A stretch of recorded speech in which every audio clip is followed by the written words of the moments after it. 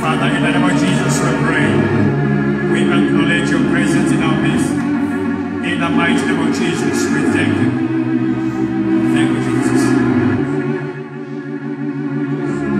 Sajana litubeli hlikhethelekile emini noma ebusuku ntambama egameni likaJesu ibingelele ehlanganyela nathi iChrist Ministry Church of Miracles uApostle DMJ Khumalo. Siqala ngokuxolisa kakhulu ngokuthi siqale sekulethi imishini ithe ukusinikeza inkinga kodwa ke sesikhona. Hlanganyela nami thatha iphela lakho nephepha sisazobuka isihloko sithi tools to grow your spirit man or your inner man. Tools to grow your spirit man or your inner man. Thatha iphela lakho sondela hlanganyele kanye nathi mema Sherry page. Tshela bangasehlangene sesikhona. Nkulunkulu senze njalo akubusise kakhulu.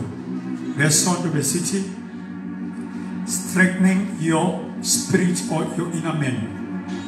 Strengthening your spirit or your inner man. Namhlanje ke sesizohlomesana ukuthi ungakwenza kanjani lokho. We are going to look at just 3 basic tools that will enable you or to help you to grow your spirit man or your inner man. Akubona la uphela maningi, but tonight we are going to stick on those 3 tools which I believe will enable you or help you to grow your inner man. Because at the end of the day, no musindisiwe akuphelele lapho, you need to grow your inner man. Mhlawumbe singaqali ngiyazi ukuthi ungibukele ekhaya umhlaba wonke udlule intweni eningi ngiyase kuyisaka angizama ukukhokha indaba exoxwayo kodwa ke ngiyafuna ukudlula lapho ukuthi bafowethu bodadewethu ngani zakwethu boma bethu bogogo bafundise inceke zenkosi emkhakheni ehlukahlukene nisedluliyona akwehlanga ngehlaba uNkulunkulu amqinise siyazo sezwe imiko uningi kuyenzeka anzoni iphupho akunehlelanga ngoba ningasinde nakamakhelwane wakho akubehlele ngoba bengaphilanga uNkulunkulu akaniqinise uLulu wabe nani ngiyazi ngikushoyo engakusho bale moyingcwele uza kumqinisa abase Philip chapter 1 verse 6 uthi ngethembele yona lento uthi uqala umsebenzi kumina iyakufeza kuze kwesule inkosi uNkulunkulu umnini amandla onke makaniqinise makabe nani this morning ngivuka ngithola imessage umama umqadi ethi useshiwe ilunga lakhe uNkulunkulu akaqinise la khona incike zenkosi nabake uNkulunkulu akaqinise dlule iphitshi lenzima kakhulu kodwa ufuna ubambe lento yo Matthew chapter 24 ngifuna uyibambe kakhulu uthi uJesu kodlula konke oramazi engwakhulumile akudlula yodlula konke kodwa amazwi engwashilo ukudlula ufuna sibambelele kulento incike zenkosi ukuthi sekudlule konke noma sekriphothe yonke into izwi kakhulu lizona very soon sizo experience a lot sizo experience uNoah uNkulunkulu le simkhonzayo akabashaya abakhe abashaye nezwe elophini uNkulunkulu esimkhonzayo akabashayi abantu bakhe ababhaqe nezwe uma bathi siphile ngendlela enza ngayo kodwa bese shaya khipha isibhaxo sokugcina akabashaya mphini our God we serve cannot punish us nezwe Uma kuzopanisha iSodoma neGomora khisho not. And uJesu uyimentionile leyo nto. Uma sekukhuluma ngama tribulations. Wayibala futhi njengasemhleni kaNoah. Uzathi babedla bephuza. Kodwa uma kuzoba ne-judgment, ufika uzamxolo abakaNkulunkulu bangena emkhunjini. Ukhona umkhumbi namanje abantu bamemezela ngabatendeli, bamemezela ngoma-TV, bamemezela kuma-radio, kumaphephandaba, bamemezela ngawo amabhasini, ey'timeleni, abantu abanakile. Lo mkhumbi igama lawo uJesu owabhotshozwa ohlangothini. Ngifuna ukusho ukuthi lo mkhumbi uzosuka noma yini. Ngoba benje lo mazwi ithi uNkulunkulu aqinise ukuthi sezifikile insuku seseduze. Asiphuthume ezwini lenkosi to grow your spirit or your inner man. Ngicela siphuthume ezwini lenkosi 1 Corinthians chapter 14. So funda nje amavesi ambala u2 no4. 1 Corinthians ubale phansi chapter 14 verse 2 and 4. Ngicela ngifundele. For he who speaks in another language speaks not to men. Okay.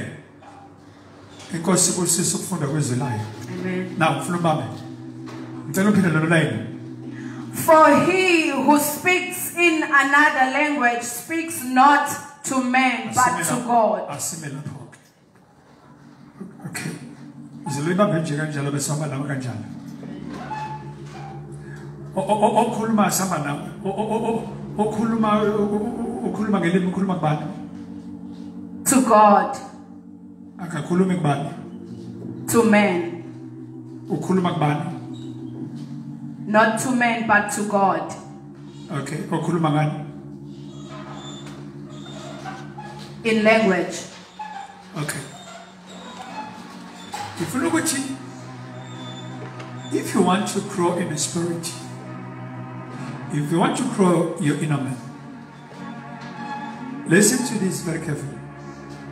It's one thing to be saved in the name of Jesus, but it's another thing to grow in Him. Growing in Him, you need to grow in your spirit. Growing in Him, you need to grow your spirit man. And another tool that you can apply or employ in your life, if you want to grow spiritually, if you want to grow your inner man, you need to pray in the spirit. You need to pray in the spirit. If you read the book of Ephesians chapter 6, it talks about growing or praying. It says you must pray continually. And when you pray in the spirit. You pray without ceasing. You pray without stopping. But when you pray, you must pray continually. In other words, you must not stop praying. Prayer must become your lifestyle. You must pray in season. You must pray out of season. You must pray when you are facing difficult times.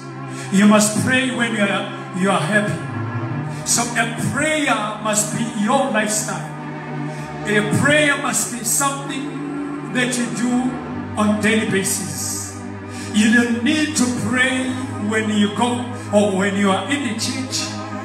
You don't need to pray when you are with Abazalwan. But at home, you need to pray continually. And when you pray, the Bible says in the book of Ephesians chapter 6, verse 18, you must pray continually. You must pray without ceasing. You must pray without stopping. What are you doing when you pray in the Spirit? When you pray in the Spirit, you are submitting your spirit or in the Spirit, in the Holy Ghost. We are submitting like being baptized. To be baptized means to Be immense. It means imagine. Umtwilis. Now, umutwila. Umutwila. Frima. Umutwila kumoya. Utwilisa umoya wakho kumoya kaNkulunkulu. Ngesikhathi utwilisa umoya wakho kuNkulunkulu, usubmita completely under the spirit of the Holy Ghost. What you are doing, you are submitting your spirit. We are submitting your spirit. Listen to this. Listen to this. We are submitting your spirit under the Spirit of God. Now, when you submit your spirit under the Holy Ghost, the Spirit of God will take over. Because umoya kaNkulunkulu owazi ukuthi wena udingani. Umoya wena owazi ungakaqali ukuthandaza ukuthi yini lokuyidinga. Now, message is the Nkosi. Umuthandaza. When you pray, you must pray in tongues. When you pray in tongues, for no one understands, but in the Spirit he speaks mysteries. Listen, when you speak or when you pray in tongues, no one understands. So the only one who understands what we are saying is God. Listen, when you are praying in tongues, we are connecting your spirit to the Spirit of God. So when you connect your spirit, when you connect your spirit to the Spirit of God, we are creating the opportunity for the Spirit of God to take over. Listen to me. We are creating the opportunity of the Holy Spirit to take over in your life. But there is no way that you will understand the things of the Spirit unless you submit your spirit under the Spirit of God. Malikubega, let the one who prays in the Spirit edifies himself. In other words, we are iqiniswa zakhe. Amphi. Umuthandaza ngelimi uyazakha. Umuthandaza ngelimi uyayiqinisa. Umuthandaza ngelimi uyazi-encourage. So when you pray in tongues, your spirit will grow. When you pray in tongues, your spirit will move from one level to another level.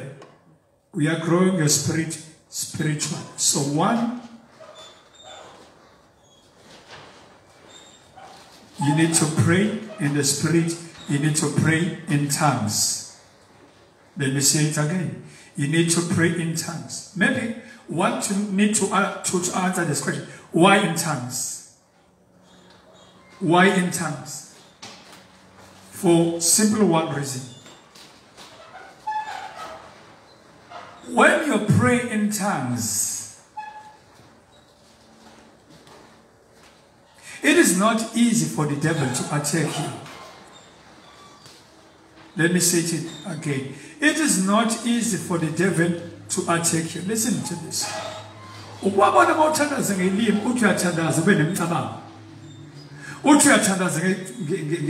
mean,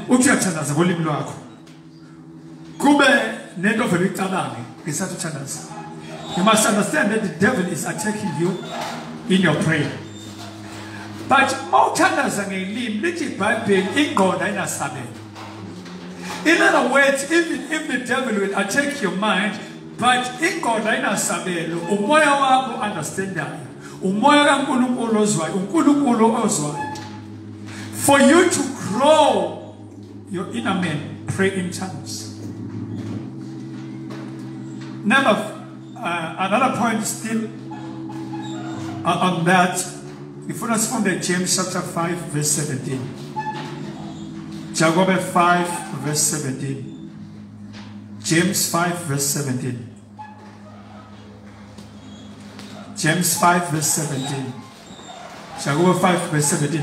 Ufundeka kanjena. Uthi uElijah wayengumuntu efana nathi.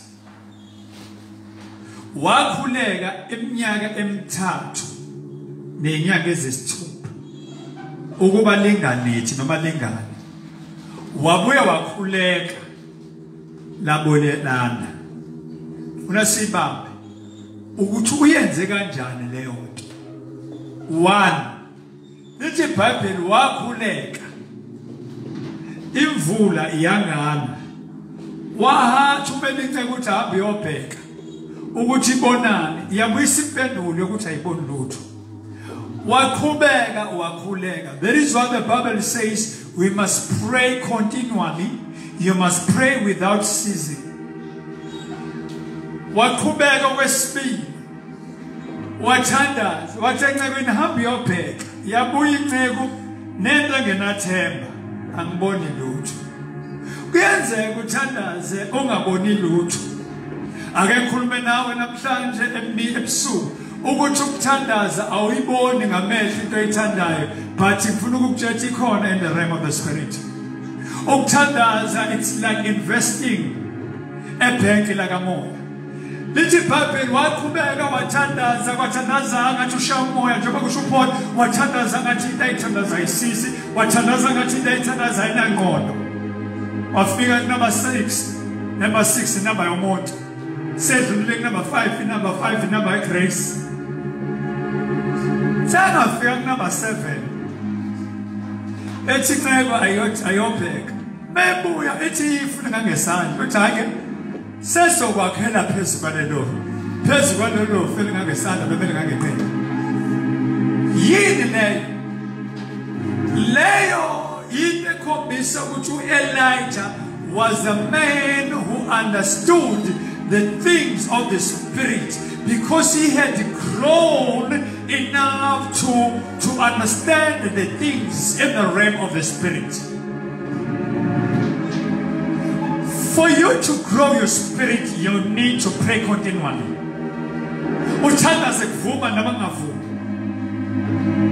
Okay.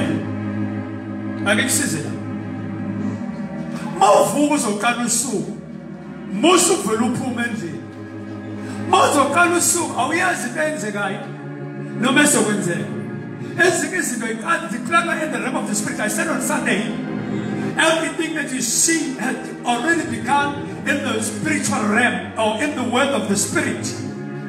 So mawuthandaza uvuke ekuseni njengencwadi yamaHubo ethi singene emasangweni akhe ngendumiso. Mawuthandaza wenza uNkulunkulu abe ku-action. Kodwa mawuma uNkulunkulu ya abantu kuyanderstand ukuthi izinto ey'bona emhlabeni kunamadoda athandaza, kunabaprofethi abathandaza, kuney'nceko zezathandaza. Mhlawumbe ungabona uyinto kanti khona okuthandazela. But asibele la. There's no way that you will grow in the spirit mawurobha umthandazo. Mawuthandaza uyinikeza wena ithuba elihle ukuthi ukhule. Kuyakhulisa ukuthandaza. Angiphinde. Kuyakhulisa ukuthandaza. Lento ukuthi uElijah lithi iBhayibheli lithi umuntu njengathi lithi wayezalwa abazali njengathi. But you understand izinto zakamoya. Lalela akaqale ngoba esebhekene nenkinga ukuthi athandaze. Wothandaza noma ungenankinga. Sidlulele kwi-pause number 2. Pause number 2 hamba nami. Ngifuna ubheke uMatthew 4 verse 4. Matthew 4 verse 4. Matthew 4 verse 4. Can you read for me, please? Verse 4. But he answered, "It is written, men shall not live by bread alone, but by every word that proceeds out of the mouth of God." Lalela, you are what you eat. You are what you eat. And the spirit, you are what you feed your spirit with. Let us feed ngayo wakho. Kunento enzeka emoyeni wakho. Zibili izinto engenzeka emoyeni wakho. Into idlayo emoyeni wakho ingakhubaza umoya wakho noma iwakhe. Listen. Utsho Jesu umuntu angephile ngesinkwa esibrown noma ngesinkwa esimhlophe sodwa. Kodwa nangamazwi aphuma emlokeni kaNkulunkulu. Umuntu akaphiliswa amasaladi, ngikhuluma ngomuntu wangaphakathi. Umuntu wangaphakathi akaphiliswa oBrian. Umuntu wangaphakathi akaphiliswa amajubu nasaphuza zonke insuku. Umuntu wangaphakathi akaphiliswa izinto edliwe emaphathini. Umuntu wangaphakathi akaphiliswa yonke into engayicabanga edliwa umuntu wasenyameni. Kodwa uJesu umuntu uphila ngamazwi, ukhuluma ngomuntu wangaphakathi. Uthi umuntu uphila ngamazwi onke aphuma emlokeni kaNkulunkulu. If you want to grow your inner man, or if you want to grow your spirit man, please, musukudoja indaba yokuyifida ngezwi kaNkulunkulu. Uyazi konke yenzeka emhlabeni. Abantu bababaza nabantu emhlabeni, kodwa sinemanual eBhayibheli esitshela ukuthi isikhatsini manje. Yikholwa kwinkosi kabu yikholwa ubabaze nabantu abangakholwa kodwa ubuyiphethe into ekhombisile ukuthi njengamanje mase kunjena afana wenze njalo. If you want to grow in the spirit, eat the word of God. You are what you eat. There is no way that you grow in the spirit if udlizitho ebulala umoya. Maybe I need to emphasize still on that. You need to be careful kumyeziko olalelayo. Ampili. If you want to grow in the spirit, be careful of the music olalelayo. Umculo olalelayo ungamkhulisa umuntu wangaphakathi wakho noma umparalyze. Imculo le kunendawo la ijizana khona. Imculo le esilalelayo kunento eyenza kumuntu. Kunomculo ngathi mawulalelile kube nezinto oyifunayo kade ungayifuni. Ngamazwi emculo kunezinto eziphathekayo zakamoya uma uyilalela nomculo. There is why kunemculo edlalwa endaweni ezithile engadlalwa endaweni ezithile. Ngiyeba nalento ke umbuzo ukuthi mfundisi wami ulandisa kanjani ibandla ebethe abase Romans chapter 12, do not conform to the standard of this world. Umeme izinto zangaphandle ukuthi ayizokwenziwa lapha phakathi ebandleni. Mawusothi izathu ufuna ukuthi udonsa abantu kodwa ezothatha uJesu. Mawudonsa abantu badonsa ngezwi. Uphansi banikezisa ngoba bazoba senkingeni badonsa ngento yasemnyango abantu bazoyidla endlini. Ngeke ngiphinde la. Ukunanda umuntu emnyango adedla ukudla kwasemnyango. Uphinde uzomfida ngokudla kwasemnyango umfide ngakho esesendlini kaNkulunkulu. In the house of prayer, uthathe into engaphandle, uphinde uzoyi-apply ngaphakathi, uthaka masuthi uyenze egameni lokuthi uwenza funa bangabhoreki. Labo bantu ngeke bahambe i-distance ende ngoba wena ufuna ba-conform to the standard of this world. Ngithi mina banike izwi kaNkulunkulu, bafundise ukuthandaza, abadla ukudla kwasekhaya, badilise ngokudla kwasekhaya. Lithi iBhayibheli abantu nezizizwe zonke abafundi abakholwayo babhabhadishe bese bafundisa konke engikufundisa asifundise khona asifundise khona kusezulu lenkosi. It's the word of God. Qaphela umculo ulalelayo. Qaphela umculo ulalelayo. Sesiyavala, sivala number 3. If you want to grow in the spirit, I want you to go to the book of 2 Chronicles, chapter 20, verse 20. Book of Chronicles, chapter 20, verse 20. Can you read for me, please? They rose early in the morning and went out into the wilderness of Tekoa. As they went out, Jehoshaphat stood and said, "Listen to me, Judah and you inhabitants of Jerusalem. Believe in Yahweh your God, so you will be established. Believe his prophets, so you will prosper." Okay, ngifuna ulalele lana. La uJehoshaphat, the leader kaJudah, athi behlaselwe izizwe eziningi. Ngifuna amavesi ngaphambili. Ithi iBhayibheli lami. Wakhuluma uJehoshaphat. Wathi, "Oh Nkosi, asazi ukuthi ukwenza njani phezu kwalempi ehlaselayo. Kodwa amehlo ethu siwaphekisa kuwe. Nabefocus yethu ayikho kulento eyenzeka manje. Yebo siyayizwa. Kodwa ngithi kulalela ekhaya ake sibheke kuJehova. Ake sifocus ekutheni uNkulunkulu wenzeni. Ake singaphakamisi lento ezithixo njengamanje. Ake ngabi corona uNkulunkulu wethu. uNkulunkulu akabe uNkulunkulu. uNkulunkulu akabe uNkulunkulu ogwadule. uNkulunkulu akabe ugwadule, akabe uNkulunkulu kuyinani. uNkulunkulu akabe ugwadule noma kuyisomiso. uNkulunkulu akabe uNkulunkulu kugulo. uNkulunkulu akabe uNkulunkulu kufiwa.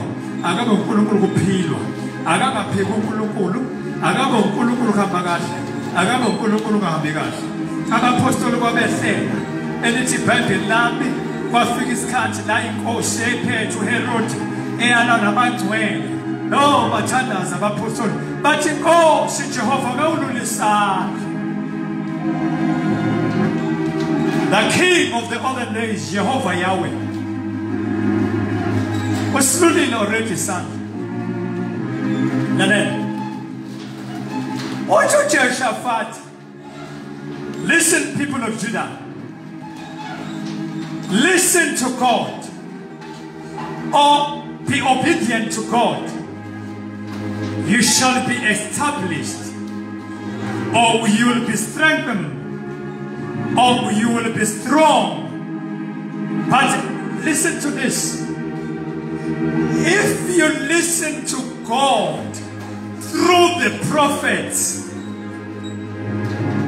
you will succeed. You will be successful. You will prosper. How? Ushuktin Jehoshaphat. Ushuktin. Azalwane. Ake sifundele ukubhalansisa izinto kaNkulunkulu. Uthi uJehoshaphat uma nilalela uNkulunkulu nimhlonipha, nifunda iBhayibheli niwenza abhale eBhayibhelini, uthi niyoqiniswa. Funa ungilalele kahle. We are talking about growing in the spirit, or growing, or tools to grow in your spirit man or your inner man. Uthi uJehoshaphat Manlalela uNkulunkulu nizoqinisa. Yini ukulalela uNkulunkulu? Uyathandaza, funda izwi lenkosi, ufaste, huba mahu, uze umoya wakho uqinile. Yamkhulisa umoya umuntu wangaphakathi. But khona lento ayishoyo. Uthi ibalalele nabaprofeti niyophumelela. Ngifuna uthi you need to acknowledge men of God for you to be successful, for you to prosper. You need to acknowledge the men of God. Funa ulalele lento. Kunabantu abathi mina ngizokhula.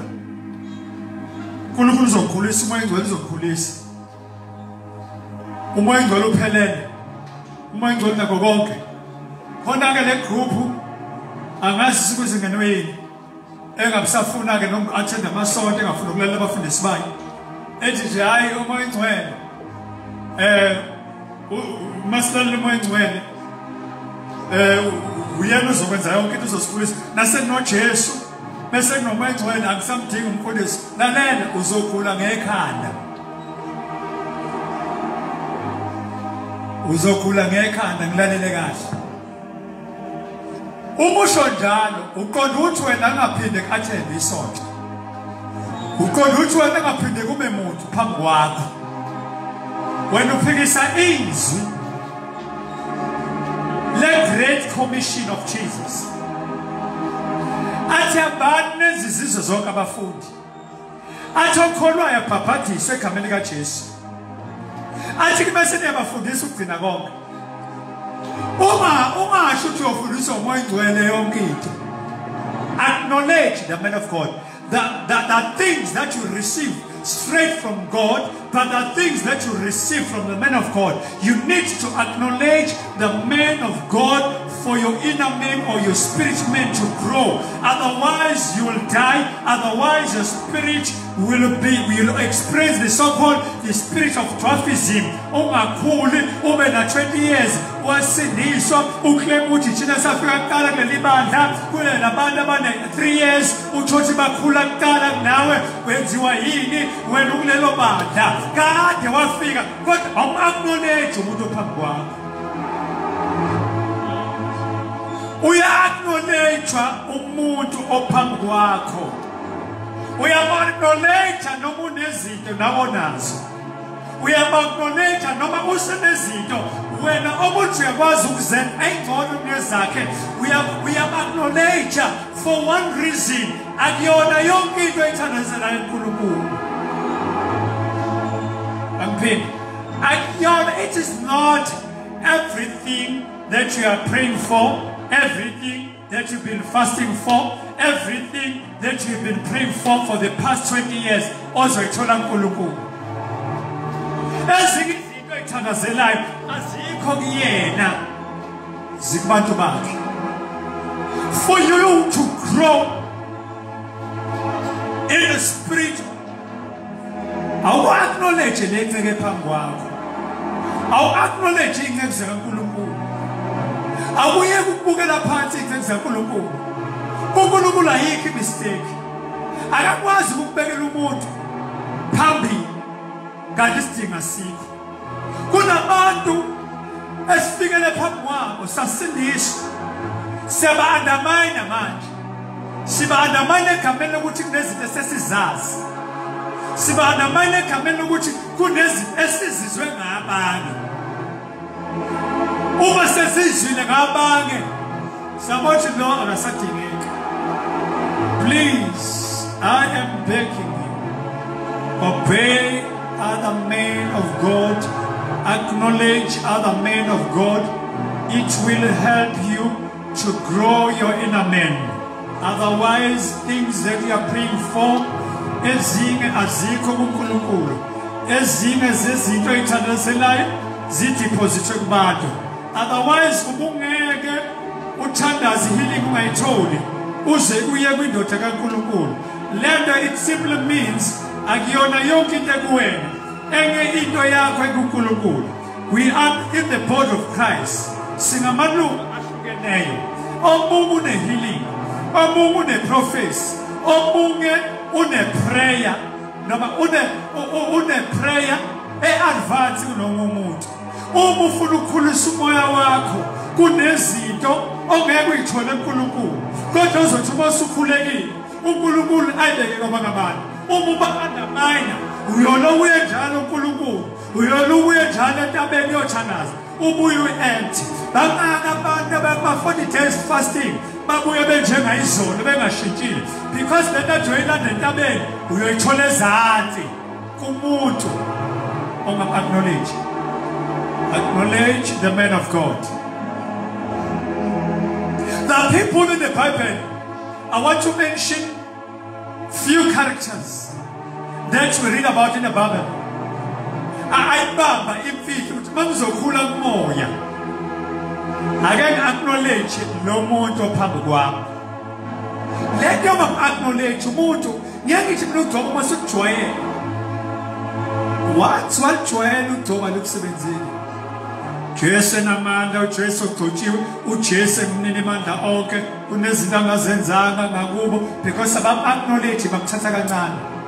Lento kuthatha kancane abantu abaphambi kwakho kuthatha kancane amadoda kaNkulunkulu uwathatha kancane kunezinto wena ongekufika kuzona. Lalela ukuba ne-man of God ungakudeceive. Vele ibekele ukuthi wena ikulidele ekuthenini wena ube ngcono kunayo. Phela ngabe awulidwa mawuzophinda wena ube ngaphansi kwalomuntu ade kulida. The aim yokuthi ube leader uproduce amanye leader. Kodwa enye into enzekile abantu balahlekelwe understanding noma ukaknowledge abantu ababalidayo. Uyibona ngaphezulu kwalo muntu amlidayo kanti ungaphezulu kwakhe ngoba vele njoba yena ekulida uyistepisi sakho. Shuthi beyistepisi sakho kuzokwenza automatically wena ubone la yena engaboni khona ngoba vele wena ugibele phezulu kwakhe njengelida. Ingakho umuntu oyilida abantu bagibela phezulu kwakhe.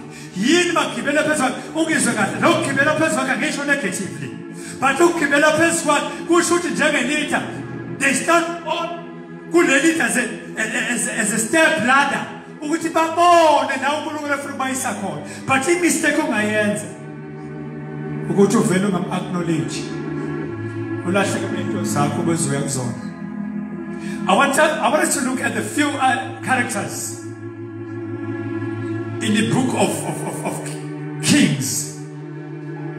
The man called Elisha, who understood the things of the Spirit.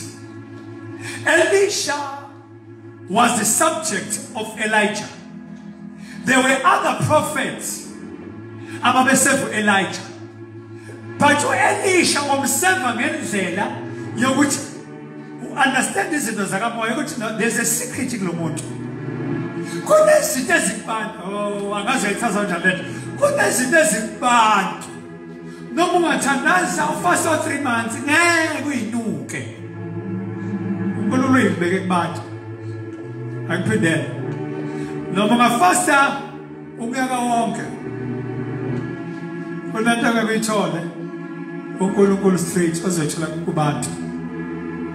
uElijah uzobona mafunda ngayo awathi useva umuntu kukhona abafika kuqala kuyenzeka ufike kuqala kodwa ungam-acknowledge umuntu omficile.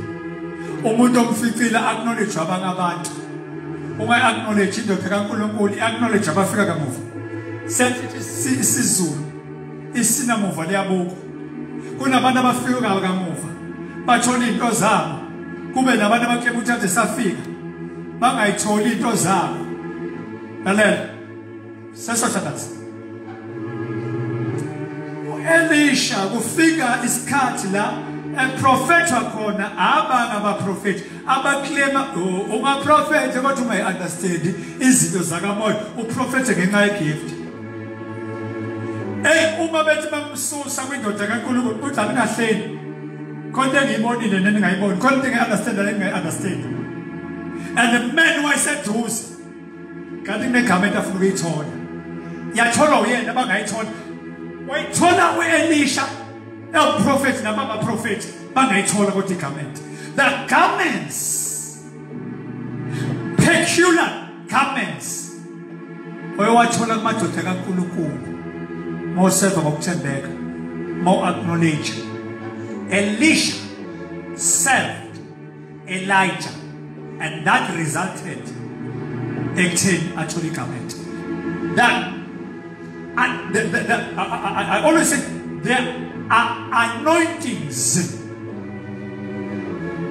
ahlukene owathola amadoda kaNkulunkulu by means of impartation ngokuthi aba-acknowledge. To grow in the spirit, you need to acknowledge the man of God. uTimothy noma uTimotheo userva uPaul kunama teachings kunezinto ayitholile spiritual abangayitholanga ube yileader ethukelwayo kwabanga amabandla aqala uPaul ngenxa yokuthi he was acknowledging ugcobo olukuPaul. Funa sivale ngo Samuel ofunda incwadi ka First King. Mafunda incwadi ka First King sithola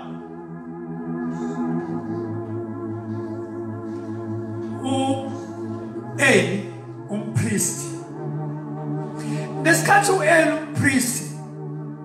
umpriest waIsrael sithola futhi kuzalwa uSamuel. uSamuel mezalwa waseva indoda kaNkulunkulu.